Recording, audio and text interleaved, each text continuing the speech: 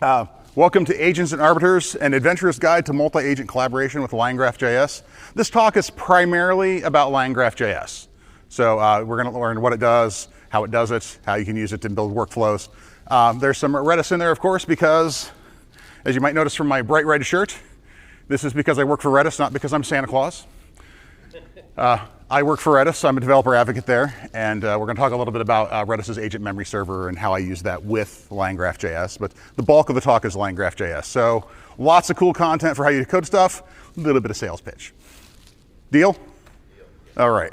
So there's my socials up there. Give me a follow. There's only really one thing on the socials there that frankly matters, because social media has become something. But there's a GitHub URL up there, github.com/Royse. All of my code for all of my talks and all slides and everything I do goes on GitHub. So this talk is out there in a repo. There's a link at the end, but that's the one thing on there that really matters. I appreciate it if you give me a follow on Twitter, currently known as X, or on Blue Sky. And if you want to read a blog post that I wrote a year and a half ago, you can go out to guy.dev. So, yeah.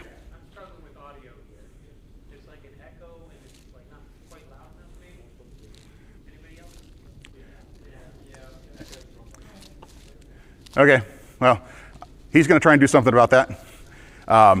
Thank you. So, Zork. Who here has played Zork? You're my people.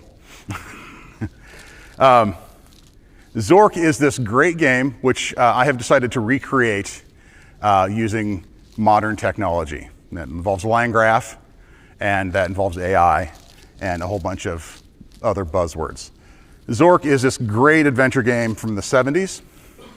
It was originally called Dungeon and ran on a PDB-12, I believe.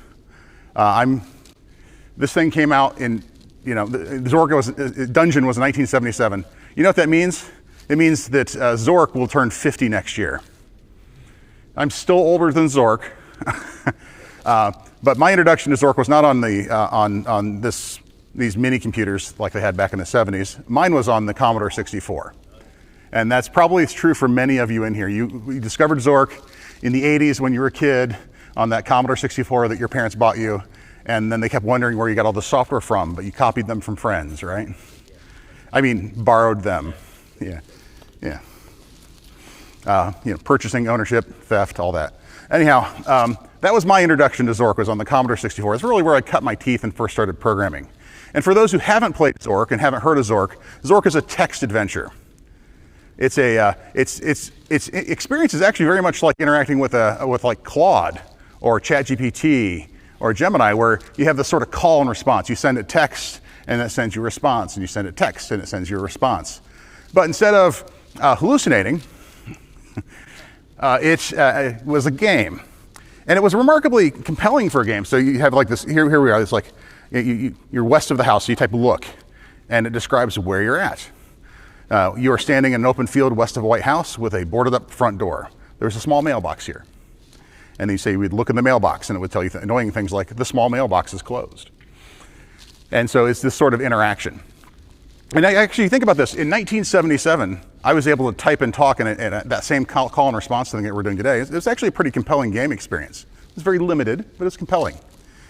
Zork itself was written in these things called ZIL files, Z-I-L.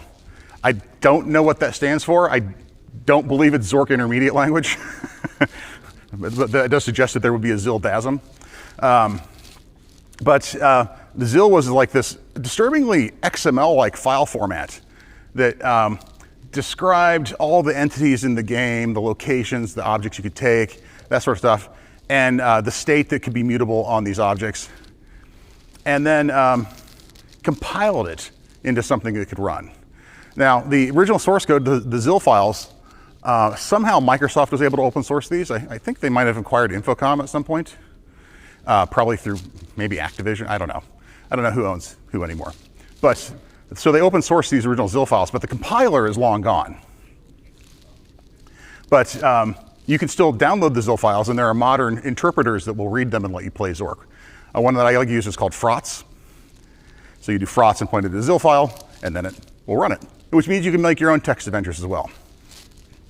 It was a remarkably sophisticated piece of software for the era, and it was a huge cultural phenomenon. There was a Zork user group, and let's see if I can read this on my screen here. Give me a second here, I'll resize it. So you have the map drawn by some person, copyright 1982 Zork users group, and the Zork users group is in Milwaukee, Wisconsin. So Zork was a big enough of a phenomenon, there was a user group. And they had flyers and handouts, and they had created maps of the game. And if you look at the map here, you know, there's quite a bit to explore. It was all text, but it was a lot of fun. The state of the game, when you played it, was, I'm using a graph here to represent it. It wasn't stored as a graph, it was just data in memory. So it's a graph in the same sense that when you have a bunch of objects instantiated in your code, you have an object graph, but you're not using like a graph database or anything like that. You've got objects in memory that link to each other. And so the idea here was that you had this state, this from the ZIL file, when you ran it, they had all the things in the game, the locations and the objects, and they would have descriptions on them so that when you looked at a thing, it would look up the text on that object, so west of house, and then it would display it to the user. Or if you looked at a specific object, it would display the text from that specific object. And some of the objects you could interact with, like the mailbox, which you could open or close, had properties that could be modified as well. So you could open it and close it. And so if you open the mailbox, the close property becomes false instead of true. And you could transfer ownership. So in the mailbox, there's a leaflet. If you take the leaflet, that's now in the player's inventory. And so this is another update to the game state. So you've got this game state that is everything that's happening, it's the current state of the world. Operating on this game state, you had a main game loop. This is just for fun history. This has nothing to do with LangGraph. And the main game loop went through 4 phases. The first one was describe. And all describe would do is look at where you were at and look at the player and look what objects were there. And then it would just take the description of the location and put it on the screen. Super simple. The user then would respond to this description with something like look, and then it would do something like that, or open mailbox, or look at mailbox, or take leaflet from mailbox. And these needed to be parsed. Now, today we wouldn't bother to parse these, we'd hand them to an LLM, but back then you'd parse them. And parsing consisted of basically splitting on space, throwing out common words like a and the, and then taking what was left. And so if you got look, that's one word, it's command. If you go say open mailbox, that's a verb with a direct object. And then if you like take leaflet from mailbox, that's take leaflet mailbox, that becomes a direct object and an indirect object. And once you could pull those pieces out, once you knew the objects, the entities, the things you were interacting with and the thing you were doing, the processor would simply look it up. And so if you typed look, it would look on the house and say, is there a verb called look? Yes, there is, it does this thing. And it would display the text. If you had an object on that, like open mailbox, you would say, is there a general open command? Does mailbox have an open command? If it does, then it would run code that would change the state of the mailbox. And they'd use various synonyms and stuff like that in here as well to make this work. So when you open the mailbox, now the mailbox is open. If you look at the mailbox, it would look at the description of the mailbox as opposed to the room that you were in. And if you wanted to take the leaflet from the mailbox, you would know there'd be code for take, which would transfer to the inventory of the player. And so this is all programmatic, if statements, basic logic. I mean, this was written in the 70s. And it made for a compelling game. Yeah, there's the leaflet going to the player. And then after the processing, there was a timer that would kick off. And the timer would check every turn through the game, just like you have a turn through your LLM model, through your workflows. It would increment certain timers, like if the room was dark, it would tick up a counter each time, and then if you were in the dark too long, you were eaten by a grue and you lost the game. And so this was fun, but it was limited, right? And so you had a palette of commands you could use. They didn't tell them to you, but they were common words: open, close, shut, take, look, move north. things like that. And so they just took a selection of common verbs and named entities in the game, and that was your palette of commands. And if you did something you didn't recognize, it would say, I don't know what that is, or there's nothing here to take, or whatever. And so the arbiter of these commands is just coding logic. It's just if statements and lookup tables. And the responses are canned. So when you look at something, it would return the description. Now, sometimes they might have a randomization in there where they would return a couple different values to give it a little interest. But the responses were fundamentally canned. They were just data in state in memory that was returned to you. But I think it would be fun to recreate Zork, and this is really the heart of the talk today, using AI. I want to use some large language models to generate responses. And so instead of having canned responses, I can have generated responses. Responses that are a little more rich and more dynamic to what the player has done. The arbiter that would decide how your actions play out doesn't have to be a bunch of nested if statements. It can be an LLM that can look at the scenario and create a valid response that's in context. And this means that from a command point of view, you can type anything you want. I thought this would be a really fun way to rebuild Zork. So that's what we're going to do today. Everyone want to play? Unfortunately, I haven't loaded Zork proper. I've created a cyberpunk game, but you can load your own world data into it. I created the equivalent of a ZIL file as well. So your main game loop in an AI system version of Zork would use describe, and it would look at that graph in a similar way. But instead of just returning hard-coded text, it would generate text to describe the scenario and take into account previous actions and things like that. It would look at the mailbox and say that the mailbox is leaning and it's rusted shut and include that in its description. If you knock the mailbox over, then it would update that description because it would have new properties it could look at. The parsing is just straight up, I send it to the LLM and it figures out what needs to happen. And so I don't have to say open mailbox and say, I opened the mailbox. Is there anything in it? Much more natural and interactive way to play the game. The processing is that the LLM looks at what you requested and it can add and remove tags from these objects. And so now the mailbox becomes, instead of rusted shut, it's open but still rusty. And then I could build timers as well. I skipped the timers part in the demo. I didn't actually get around to doing it. But you could build timers that would honestly function very similar to what Zork did. So similar game loop. The game state changes. It's the same structure. It's still this memory graph. But instead of the descriptions of the entities that you interact with being designed for just to be handed to the user, they are instead descriptions for the LLM to work with to create more evocative examples. And the states of things, instead of just having like a Boolean open or closed, become descriptive, so you can interact with objects in unexpected ways. Like if I knocked the mailbox over, then the mailbox could gain the status of lying on the ground, because the LLM decided to put that there as a tag.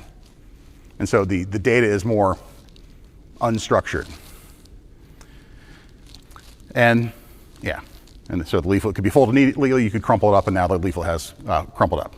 So let's build this. So how could we build this? Well, I thought it would be fun to play around with some tools. And so my tool stack that I used to build this was, I used Azure as a deployment model, primarily because my boss told me I had to. I would have rather just Docker composed it up locally, and that would have been much easier. But I did use Azure. I implemented it in TypeScript, because that tends to be my daily driver. For the AI, I used OpenAI's API calls. So actually, I'm using GPT-4o Mini. So it's an older model that's very small, but it still creates fairly compelling responses. Of course, I used Redis. I needed a place to store my game state, so I stored it in Redis as JSON documents. And I needed a place to keep track of conversation history through turns of the game, and I used a product we have called Agent Memory Server, which actually is cool. It's not just a sales pitch. I do work there, but it still is really cool. And then last but not least, and really the star of the show for this talk, is LangGraph.js. If you've used LangGraph, or if you're familiar with LangGraph, you probably have heard of it in the context of Python. I'm using the JavaScript version. They're pretty comparable. I think in some ways the JavaScript version is a little more intuitive. because in JavaScript and TypeScript you can pass functions around very loosely, whereas in Python passing functions around is got a little more ceremony to it. But the principles are for the most part the same. Conversely, JavaScript doesn't have annotations, which Python does, and so some things in Python are cleaner as well. And I took this inspiration from ancient Rome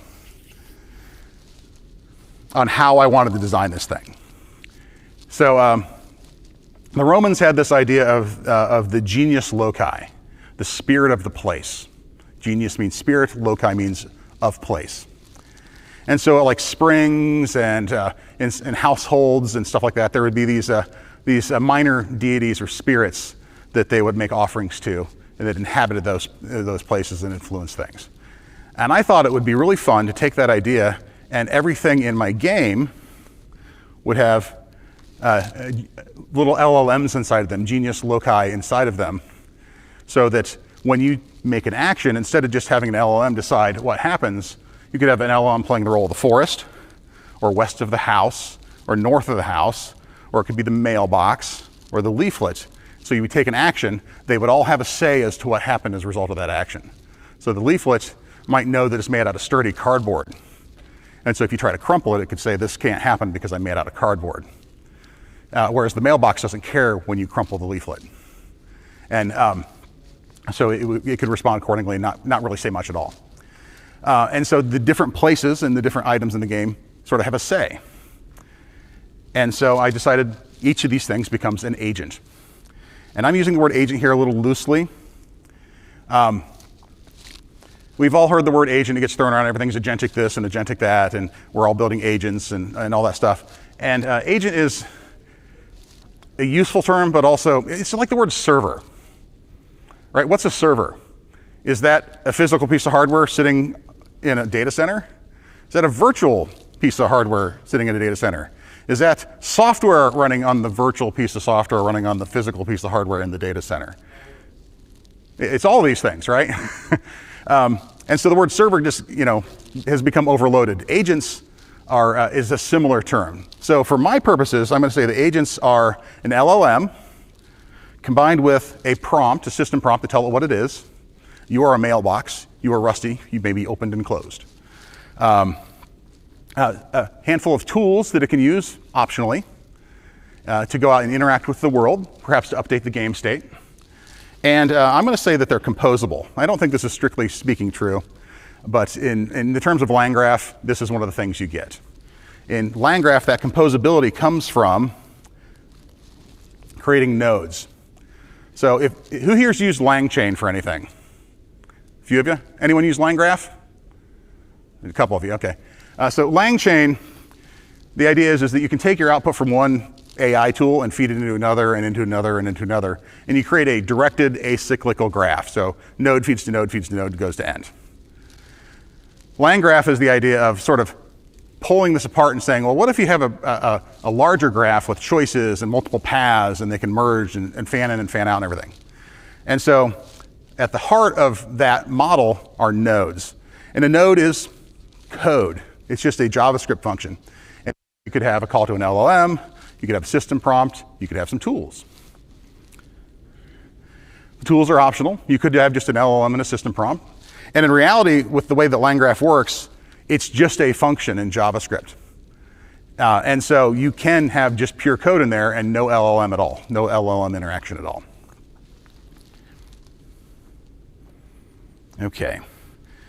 And then you connect these nodes together with edges, give it a start, give it an end, and then it flows. And so this here would go from start to this node, to this node, to this node, to the end.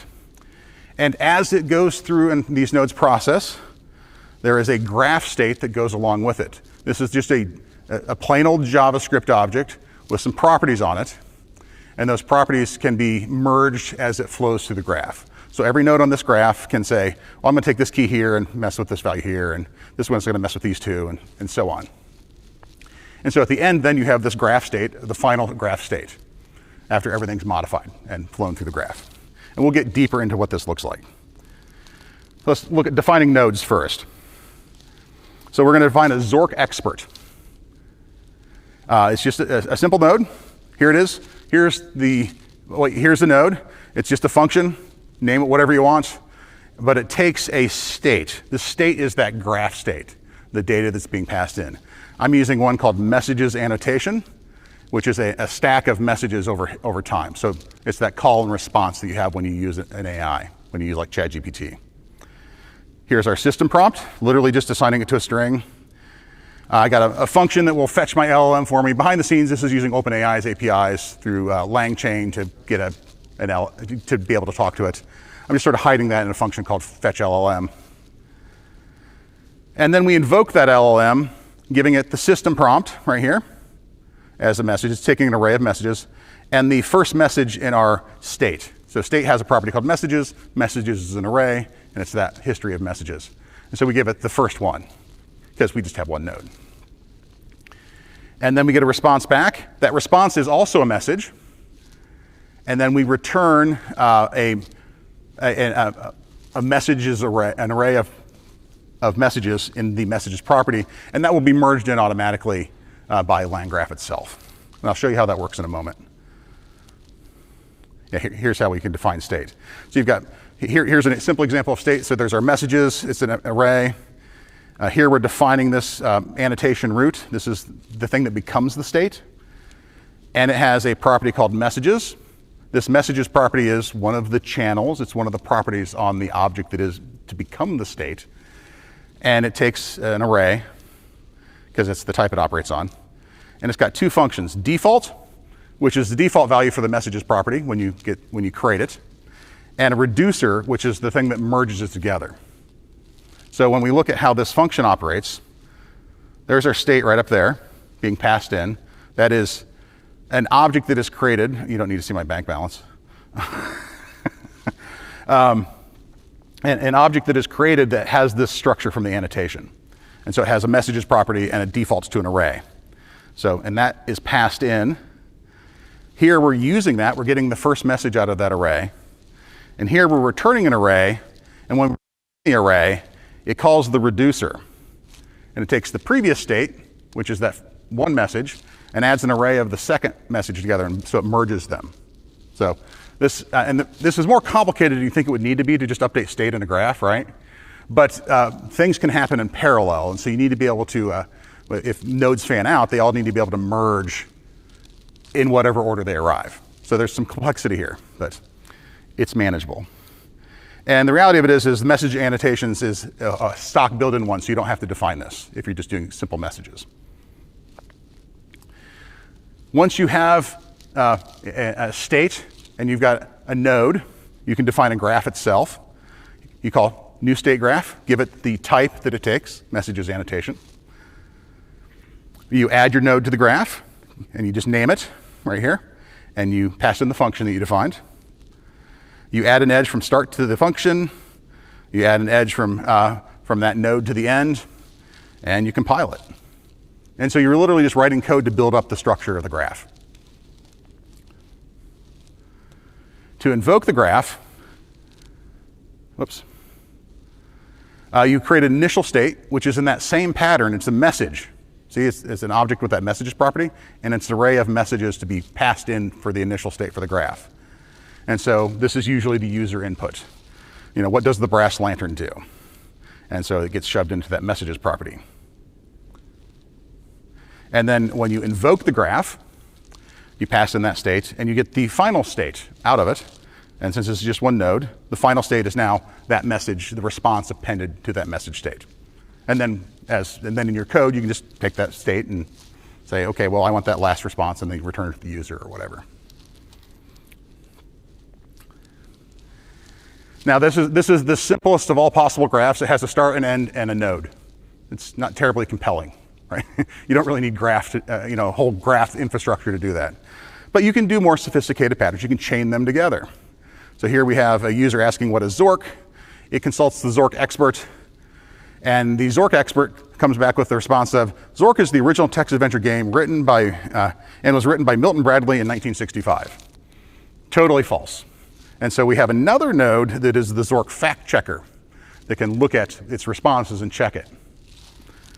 And it says, and it corrects the responses, which are then handed to the user. And building chain nodes is honestly not terribly surprising. how it works. You create that same state graph, but you add 2 nodes, and then you add edges to connect them together. So here's adding the nodes. Here's adding the edges to say start goes to Zork expert, expert goes to fact checker goes to the end. The state, as you flow through this, grows. So the Zork, like in this example back here, these nodes, yeah, let's get to it, would be returning an array of the messages that got back from the LLM. And so the initial state would be what the user put in, what is Zork. The Zork expert would respond with Zork is the original text adventure game by Milton Bradley with bad data. And then the Zork fact checker would receive this entire message history, look at just the last message, and say, no, that's wrong, and correct it and append that message to the end. And then that the entire message history gets handed to the user. So these are some simple patterns, but you can get to more sophisticated patterns. For example, there's the supervisor pattern when you're building things with LangGraph. We're not going to go into code for this one. We will eventually, but. So you've got a supervisor that is handed a question from the user, and it has a choice using what's called a conditional edge. Excuse me, I lost my water. It has a conditional edge that can choose to call or not. And so it could ask experts. And so it might say, oh, I want to answer the user's question, but I don't know enough. So let's ask this expert, gets a response back. I still don't know enough, let's ask the other expert. Okay, well, he told me something, let's go. And it can loop back and forth until it's ready to return a final response to the user. And so while this is happening, these messages are accumulating over time.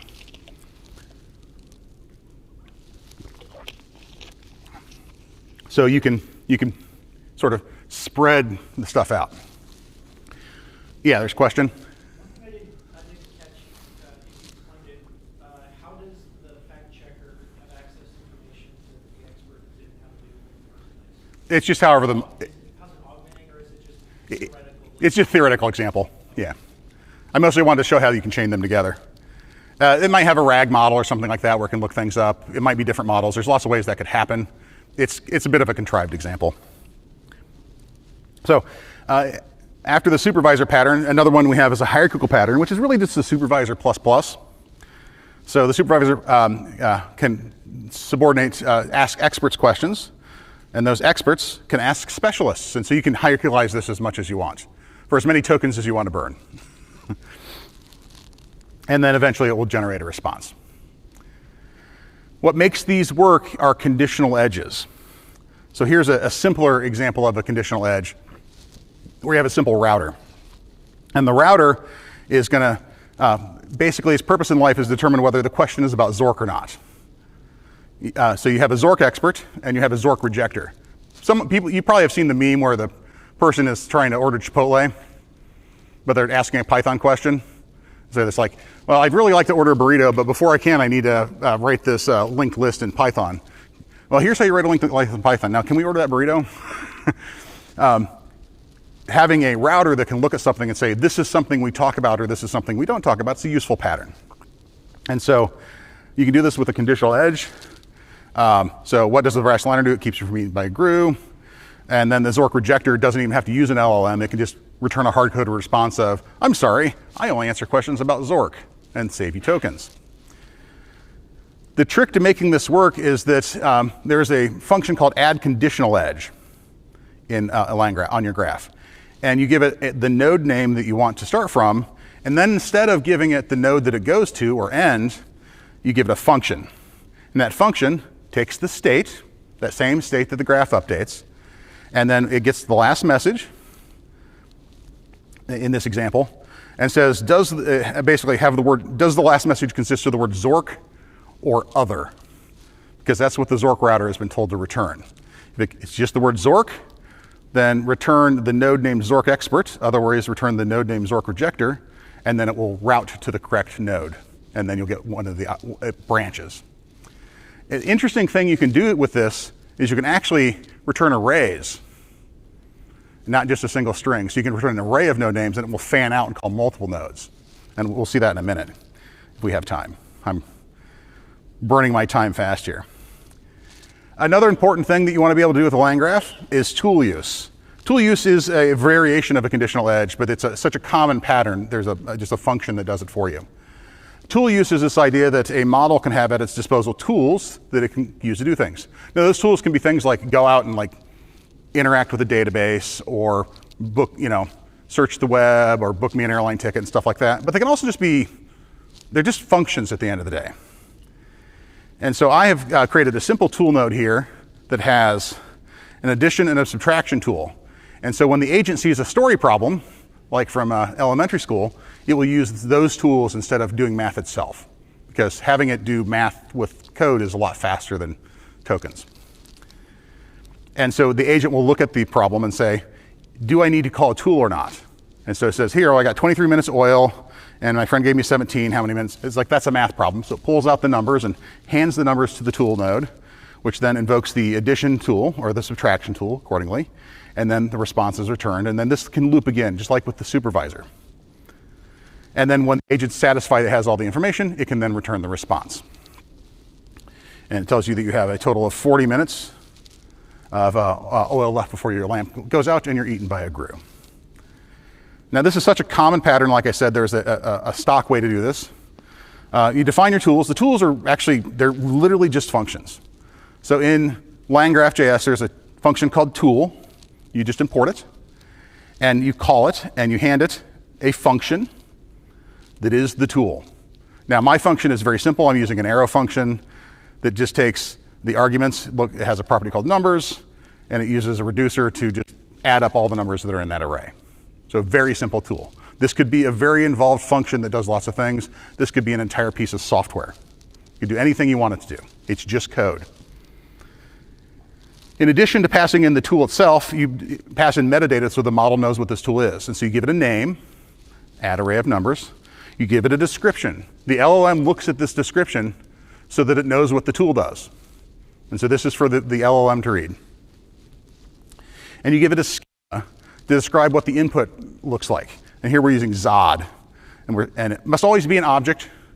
And then on the object have a property, which is the array of numbers. And then I describe that array of numbers as well so that it knows what the parameters mean. And the LLM looks at those as well.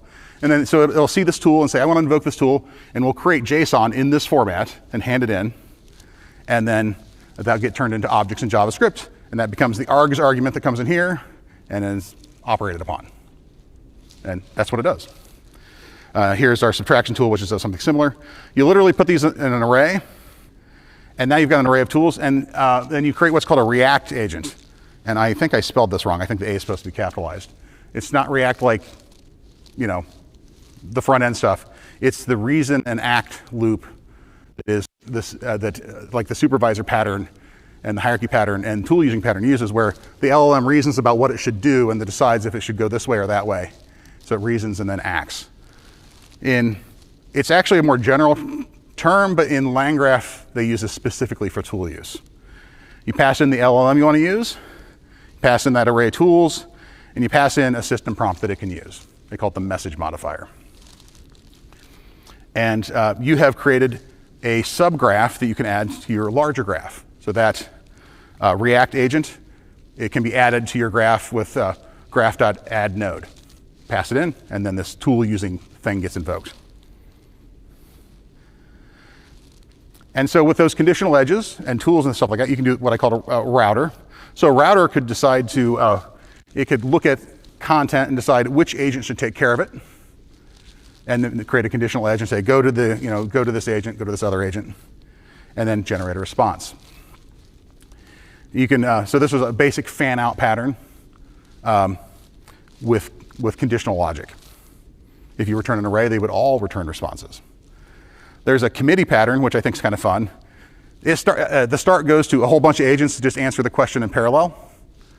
And then these are all brought into an arbiter in the middle that reconciles their generation and then generates a response for the user. And swarm, we'll skip swarm. Swarm's kind of messy. Because this is the more interesting one. This is the one that I built for agents and arbiters for the game that we started out talking about. And so in here, I actually build the graph dynamically in code for each turn of the game, because I know the player is in a particular room and there's only certain objects and entities that are in range. And so I'll build a graph to reflect that. the top of that graph will be a router, and then it will delegate to, fan out to all the entities that I decided should be in the graph. The router will look at the player's request and decide which of these objects, which of these entities, which of these nodes should have a say in the outcome. These are the genius loci. They generate the response. They make recommendations on how the state of the graph, the game state, should be changed. And then those recommendations are handed to the arbiter, who reconciles contradictions in them.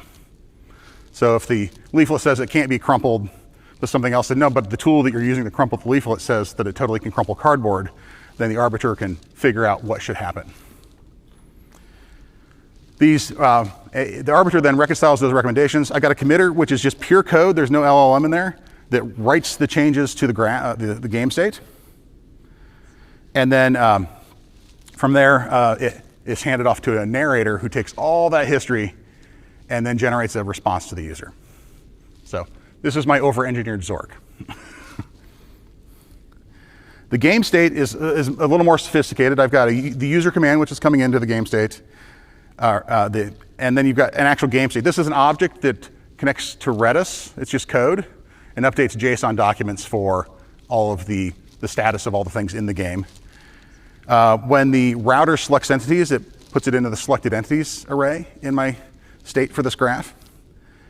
Proposed changes are added in there, and changes, and then final narrative itself. And so all these nodes are updating different pieces of this state as they flow through. And so I've got my game turn annotation, which defines my state object that the graph manipulates, not to be confused with the game state in JSON, which is permanent. Is a little more involved. So here I've got the user command. This is set once at the beginning, and so it defaults to null, and it's a string, and it doesn't have any sophisticated merging. Same thing for the game state, which is actually just code that the nodes can use to get information about, like the White House can look and say, I am the White House, this is my description, and that kind of stuff. And so these are all very much just set them once. The selected entities get set once. But the recommendations, they happen in parallel. And so it fans out. And so these have to merge. And I made this smarter than it needed to be, because it returns, you can hand it a recommendation or an array of recommendations. Probably shouldn't have done that, honestly. And then here we have the entity changes that are actually recommended. This gets set once as well, and so it's got a default of array, and it just gets set. There's no merging here. And again, there's no merging here. So I've got this one in the middle that does some sophisticated merging. The rest of them just overwrite each time, because I know they're just going to be called once. So that's what I built, but it's got a flaw. And that flaw is memory. It's a sophisticated graph flow, but ultimately it just takes input in, processes it through, and then returns an output. And it doesn't remember anything. So if I say, you are west of the house, there's a rusty mailbox on a post leaning at an angle. I open the mailbox. You yank on the mailbox and manage to break through years of rust. The mailbox is now open. Is there anything in it? In what? Right? It doesn't know what it refers to, because it doesn't have the history of the conversation. Up till this point, it was just reacting only to what you said. And there's two ways you can address this issue with LangGraph. One is to use a check pointer. The idea of a check pointer is that as you go through the graph, every step through the graph, it persists it to some sort of persistent store. That could be disk, that could be a database. There's a Redis check pointer. Shocking, I know. Actually, my coworker submitted the PR to LangChain, and they accepted it, which is always good. And so you can basically persist the history here.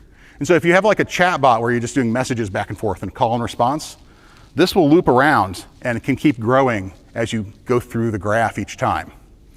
And we all know the flaw of that. We've seen this, where that context gets too big, you blow out your context. Usually what happens is your context gets big and the model gets dumb well before you run out of context space. And so this has that flaw.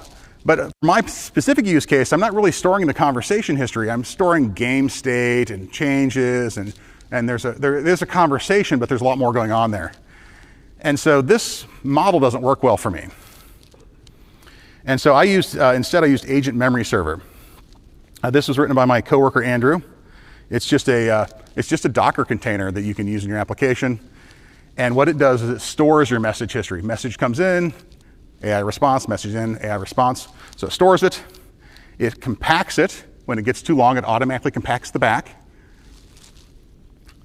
And asynchronously, it will extract long-term memories about your conversation. So it'll learn user preferences and stuff like that. And it's all automatic. So all you have to do is send in your message, and then it will generate a prompt for you to hand to the AI. And then you get the response back, and you response, and then it updates its history. And so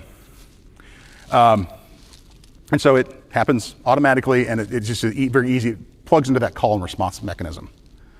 And so I used it here at the narrator to feed in the message history and the compacted history, and to update the message history. And then I take that history and spread it into the router and the arbiter so that it has the information to decide what happens. So I'm going to skip the architecture here because well, I'll just show you the big picture of it. And if anyone wants to see how I build it, I used a whole bunch of Azure stuff. That's really what it says. I want to show the demo, honestly, more than anything. So yeah, let's get to the demo here. Because I've got 3 minutes left, and I want to be respectful of the next person's time. So let's get to the demo.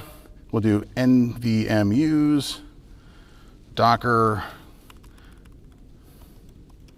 compose up npm start. No, npm run dev.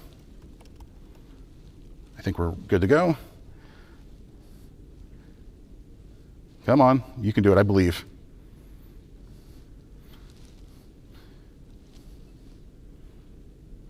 I'm waiting for the URL. That's not 7071, that's the REST API. There we go. Okay, so here's the game. Now I've got a blank world here, so I need to load a world template. And we're gonna go with, let's go with the neon streets. This is the cyberpunk one. That will blow everything away. I can go back, create a new game, hit start, and I've got a little terminal interface. I realize it's dark mode, sorry, it's a little hard to read, and I can say, what do I see? No, where am I?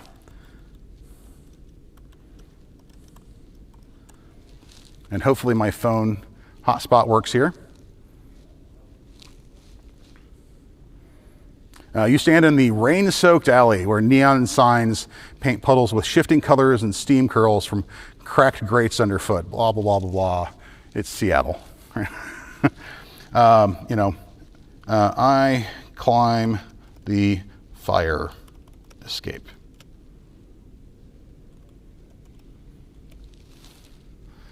And so then it'll let me go to another space. And so I can go move around and interact. And it's a little sluggish because the Wi-Fi is slow and I'm making 4 LLM calls. But the point here is just to demonstrate how it works. So you climb the fire escape, and this is all generated text. And so you could spin this up just like I did at home, just clone the repo and it'll go.